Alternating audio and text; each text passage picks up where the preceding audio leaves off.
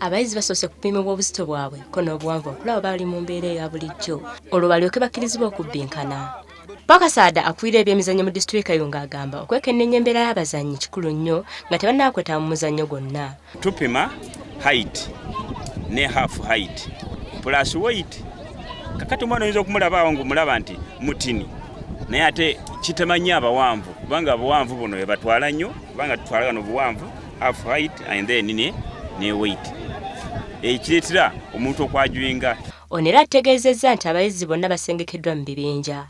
Kyova ffe bagamba nti under 12 ekola 2.5 omuwala then omulenzi n'akola 2.5 then under 14 omuwala akola 2.68 then omulenzi n'akola 2.6.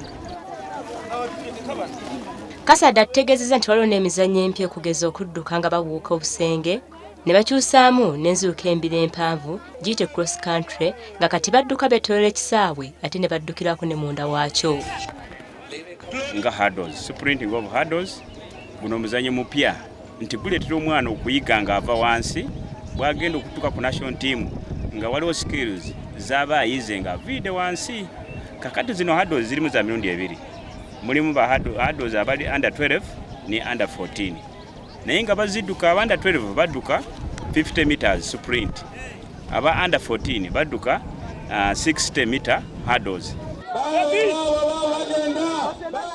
Nga 16 omwezi ogujja abasunsuddwa mu disitulikiti y'e Kayunga lwe banasinkana bannaabwe abasunsuddwa mu disitulikiti endala omuli Masindi, Kampala, Gulu okulaba abaana abanakiikirira eggwanga lyattu mu kudduka emisinde eginaakomekkerezebwa nga 23 omwezi ogwokutaano.